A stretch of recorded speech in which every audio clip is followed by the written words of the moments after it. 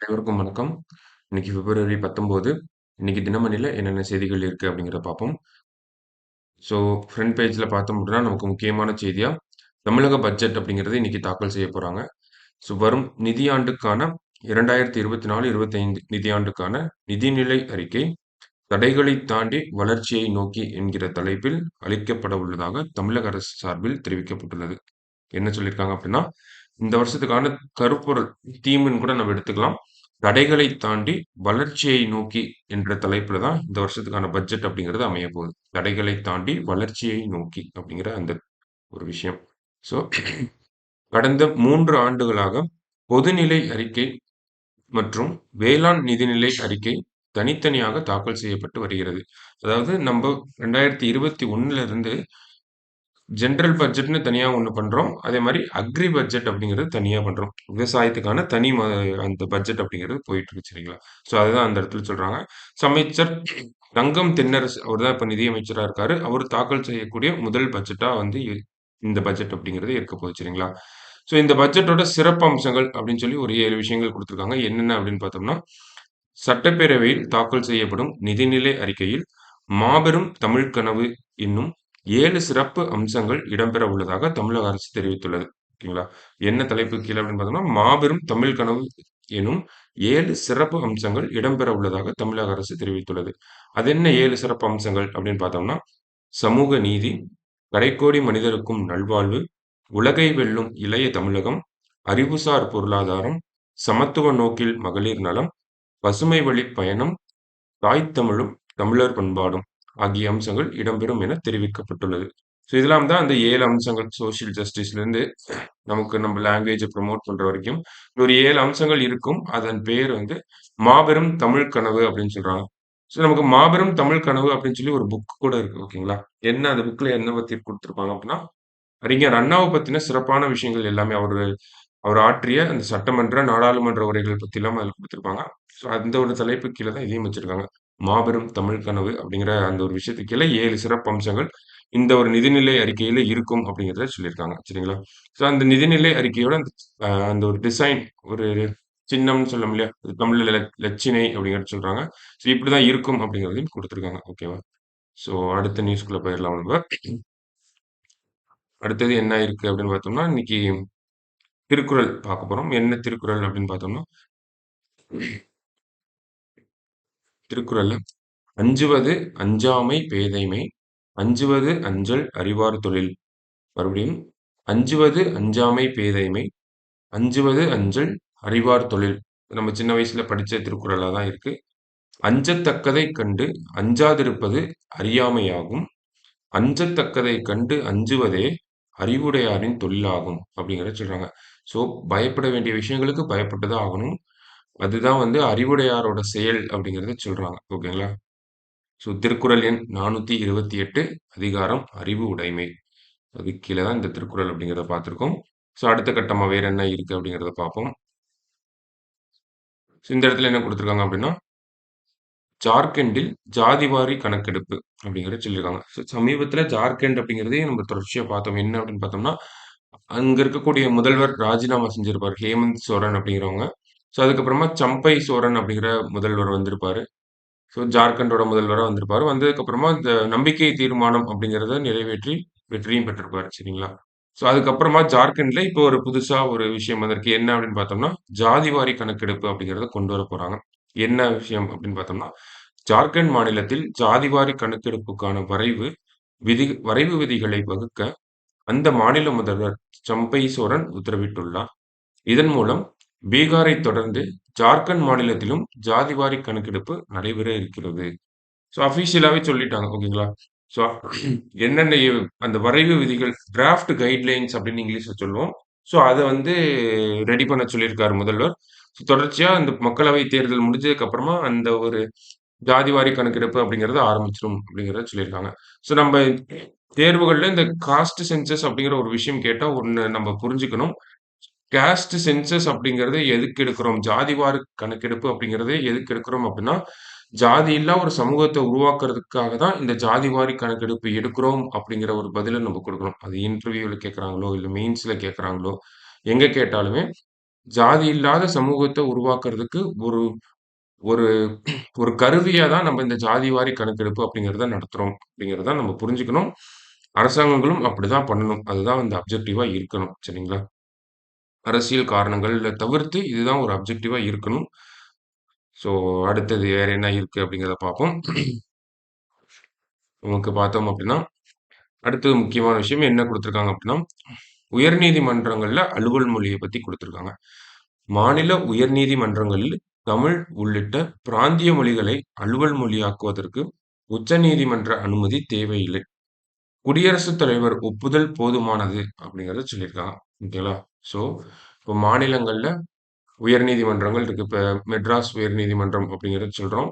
அங்க அந்த வழக்காடு மொழியா வந்து நம்ம தமிழ கொண்டு வரணும் அப்படிங்கிறத நினைக்கிறோம் அப்படின்னா, அதுக்கு வந்து தீர்மானங்கள் நிறைவேற்றி கவர்னருக்கு அனுப்புவோம். கவர்னர் மத்திய அரசாங்கத்துக்கு அதாவது பிரசிடென்ட் கிட்ட அனுப்புனா போதும் அப்படிங்கிறத சொல்லுவாங்க. ஆனா இதுக்கு முன்னாடி ஒரு நடைமுறை 1965ல என்ன ஆயிருக்கும் அப்படின்னா, நம்ம தீர்மானம் நிறைவேற்றோம். மத்திய அரசாங்கம் குறுக்கிட்டு, இத வந்து இந்த ஒரு தீர்மானத்தின் மேல நம்பளோட உச்சநீதிமன்றத்தோட தலைமை நீதிபதியோட ஒப்புதல் இருந்தா ஒரு ஒப்பீனியன் இருந்தா நல்லா இருக்குமே அப்படிங்கிற மாரியான ஒரு குறுக்கீடு வந்து செஞ்சிருப்பாங்க. 1965கள்ல. ஆனா, இப்ப அந்த ஒரு வழக்கறிஞர்கள் என்ன கருத்து சொல்றாங்க அப்படின்னா, ஆர்டிகிள் 348 சப் கிளாஸ் 2 ஓகேங்களா? 348 சப் கிளாஸ் 2 இங்க குடுத்திருக்காங்க. ஸோ அந்த சட்டப்பிரிவுக்கு கீழ அந்த உச்சநீதிமன்றத்தோட தலைமை நீதிபதியோ, இல்ல உச்சநீதிமன்ற நீதிபதிகளோ குறுக்கிடணும் அப்படிங்கிற அவசியம் கிடையாது. டைரக்ட்டா பிரசிடென்ட்டோட ஒப்புதல் இருந்தாலே போதும். குடியரசுத் தலைவரோட ஒப்புதல் இருந்தாலே போதும். அ ஒவ்வொரு உயர் நீதிமன்றங்களையும் அலுவல் மொழிகளா அவங்கவங்க மாநில மொழிகளையோ, இல்ல பிற மொழிகளையும் அவங்க சேர்த்துக்கலாம் அப்படிங்கிறத சொல்றாங்க. ஸோ என்ன புரிஞ்சுக்கிறோம் நம்ப அப்படின்னா, ஒரு மாநிலத்தில கீழமை நீதிமன்றங்கள் இருக்கு. கீழமை நீதிமன்றங்கள்னு சொல்லக்கூடாது. விசாரணை நீதிமன்றங்கள் சொல்லணும். சரிங்களா? சுப்ரீம் கோர்ட் சமீபத்தில அத சொல்லியிருப்பாங்க. ஸோ ஒவ்வொரு மாநிலங்கள்லயும் விசாரணை நீதிமன்றங்கள், ட்ரையல் கோர்ட்ஸ், லோயர் கோர்ட்ஸ் அப்படிங்கிறது சொல்றோம். ஓகேங்களா? ஸோ இந்த மாவட்டத்தில இருக்காங்க இல்லையா? அந்த மாரியான நீதிமன்றங்கள். ஸோ அங்க பயன்படுத்தக்கூடிய மொழி என்ன மொழி அப்படிங்கிறத யாரு முடிவெடுப்பாங்க அப்படின்னா, அந்தந்த மாநில உயர் நீதிமன்றங்கள் மற்றும் அந்த மாநில அரசாங்கங்கள் முடிவெடுப்பாங்க. ஒவ்வொரு மாநிலத்திலும் இருக்கக்கூடிய உயர் நீதிமன்றங்கள்ல என்ன மொழியில வழக்காடணும் அப்படிங்கிறத முடிவெடுக்கக்கூடிய அதிகாரம் அப்படிங்கிறது பிரசிடென்ட் கையில தான் இருக்கு அப்படிங்கிறத தான் சொல்ல வராங்க. ஓகேவா? ஸோ ஆர்டிகிள் 348 சப் கிளாஸ் 1க்கு கீழ எல்லா உயர்நீதிமன்றங்கள்லயும் இங்கிலீஷ்ல இந்த வழக்குகள் போகணும் அப்படிங்கிறத சொல்லியிருப்பாங்க. 348 சப் கிளாஸ் 2ல என்ன சொல்லியிருப்பாங்கன்னா, பிரசிடென்ட் ஒப்புதல் தெரிவிச்சா, நீங்க இப்ப எக்ஸாம்பிள்க்கு தமிழ்லயே நீங்க வழக்காடிக்கலாம் அப்படிங்கிறத சொல்லியிருக்காங்க. ஓகேங்களா? ஸோ அதுதான் ஒரு விஷயம் இந்த இடத்துல சொல்றாங்க.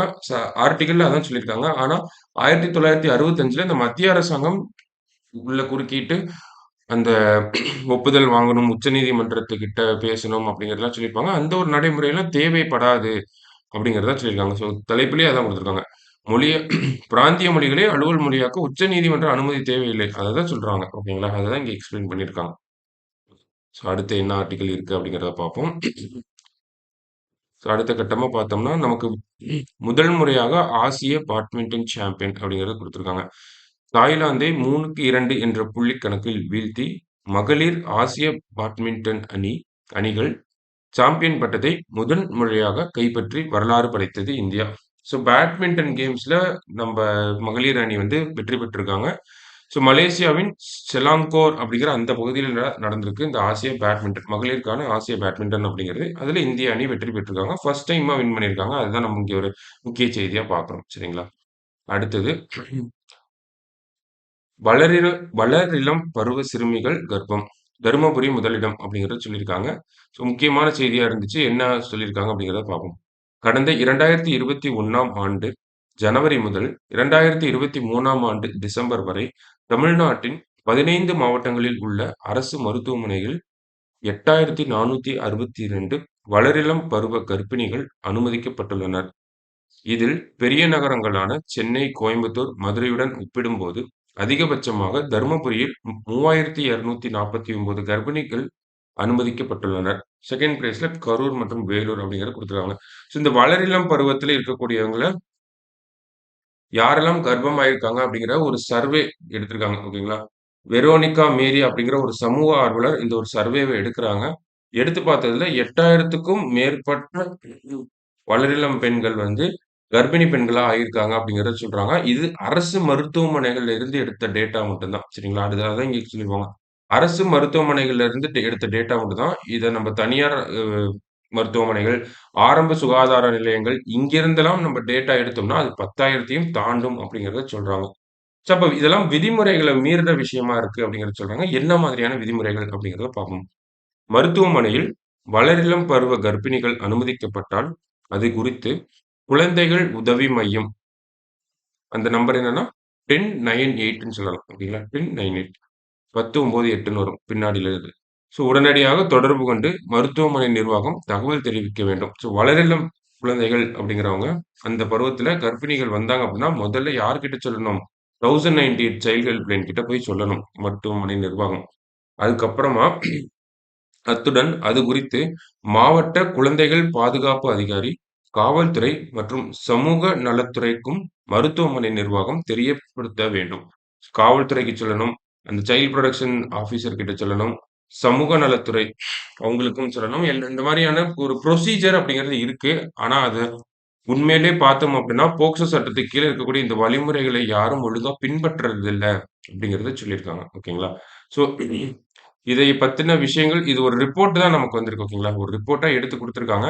ஸோ அதுல பார்த்தோம் அப்படின்னா, மாவட்டம் வாரியா பார்க்கிறப்ப தர்மபுரி முதல் இடத்திலேயும் 3,200க்கும் மேற்பட்ட வளரிளம் கர்ப்பிணிகள் அப்படிங்கிறத பார்க்கிறோம். அடுத்தது கரூர், அடுத்தது வேலூர் அப்படிங்கிறத பார்க்கிறோம். சரிங்களா? ஸோ இத என்ன சொல்றாங்க அப்படின்னா, வளரிளம் பெண்கள், இந்த சிறுமிகள் அப்படிங்கிறத பார்க்கிறோம் இங்க. அந்த வயசுல கர்ப்பம் அப்படிங்கிறது, அது தாய்க்கும் ஆபத்தாக இருக்கும், சேய்க்கும் ஆபத்தாக இருக்கும். ஏன்னா, அந்த ஒரு ஹெல்த் லெவல் அப்படிங்கிறது, அந்த ஒரு நியூட்ரிஷன் லெவல்ஸ் அப்படிங்கிறது போதுமான அளவுல இருக்காது அப்படிங்கிறத சொல்றாங்க. தமிழகத்துல இந்த மாரியான நடைமுறைகள் அப்படிங்கிறது அந்த காலத்திலிருந்து நடந்துட்டு தான் இருந்துச்சு. அது கொஞ்சம் கொஞ்சமா கம்மி பண்ண தான் தமிழகத்துல இந்த எம்எம்ஆர் அப்படின்னு சொல்லக்கூடிய தாய்மார்கள் இறப்பு விகிதம், அடுத்தது ஐஎம்ஆர் அப்படின்னு சொல்லக்கூடிய குழந்தைகள் இறப்பு விகிதம் அப்படிங்கிறதெல்லாம் கம்மியாயிட்டே வந்துச்சு. ஓகேங்களா? அதாவது திருமணத்தோட வயது இன்கிரீஸ் ஆக இந்த எம்எம்ஆர், ஐஎம்ஆர் அப்படிங்கிறதெல்லாம் டிக்ரீஸ் ஆயிட்டே வந்துச்சு. அது 2ம் தான் ரிலேட் பண்ணிக்கணும் நம்ம. ஓகேங்களா? மேரேஜ் ஏஜும் மேரேஜ் ஏஜ் தான் நம்ம இந்த இடத்துல ரிலேட் பண்ணிக்கணும். முன்னாடி 18, 20 அப்படின்னு திருமணங்கள் நடந்துட்டு இருந்துச்சு. இப்பயும் நடந்துட்டு தான் இருக்கு. இல்லன்னு சொல்ல முடியாது. பட் ஸ்டில் இந்த ஆவரேஜா இருக்கக்கூடிய இந்த ஏஜ் 18, 20ன்னு இருந்தது. ஒரு 24, 25ன்னு அப்புறம் தான் நமக்கு தமிழ்நாட்டுல maternal mortality rate and infant mortality rate அப்படிங்கிறது கம்மியாக ஆரம்பிச்சது. ஓகேங்களா? ஏன்னா இதுக்கு நெறைய சர்வேகள் இருக்கு.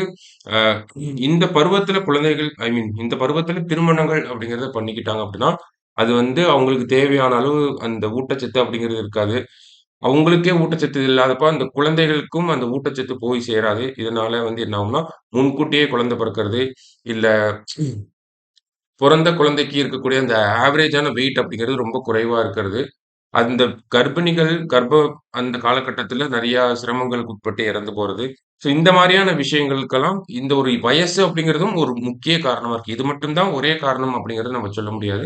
இதுவும் ஒரு முக்கிய காரணமா இருக்கு அப்படிங்கிறதெல்லாம் சொல்றாங்க. சரிங்களா? ஸோ அந்த வகையில பார்க்கிறப்ப நம்ம தொடர்ச்சியா இந்த எம்எம்ஆர், ஐஎம்ஆர் அப்படிங்கிறத டிக்ரீஸ் பண்ணிட்டே வந்துகிட்டு இருக்கோம். பட் ஸ்டில் இந்த மாதிரியான நிகழ்வுகள் அப்படிங்கிறது தமிழகத்தில நடந்துட்டே தான் இருக்கு. அது குறித்து நாங்க விழிப்புணர்வும், விசாரணையும் பண்ணுவோம் அப்படிங்கிறத அரசாங்க தரப்பில இருந்து சொல்லியிருக்காங்க. சரிங்களா? ஸோ அடுத்தது என்ன இருக்கு அப்படிங்கிறத பார்ப்போம். ஸோ இன்னைக்கு செய்தித்தாள்ல இவ்வளவுதான் நமக்கு இம்பார்ட்டன்ட்டா இருந்துச்சு. குறிப்பா கடைசியா பார்த்த விஷயம் அப்படிங்கிறது நமக்கு மெயின்ஸ்ல கேட்கக்கூடிய வாய்ப்புகள் இருக்கு. ஓகேங்களா? ஏன்னா சமூக பிரச்சனையா இருக்கனால அத நமக்கு கேட்கறதுக்கு வாய்ப்புகள் இருக்கு. மத்தபடி பிரிலிம்ஸ் பாயிண்ட் ஆஃப் வியூல நம்ம நெறைய விஷயங்கள் குறிப்பா இந்த ஜார்க்கண்ட் ஜாதி வாரி கணக்கெடுப்பு, அலுவல் மொழியா எப்படி இருக்கணும் அப்படிங்கிறதெல்லாம் பார்த்துருக்கோம். சரிங்களா? ஸோ நாளைக்கு செய்தித்தாள் வாசிப்புல சந்திக்கலாம். நன்றி.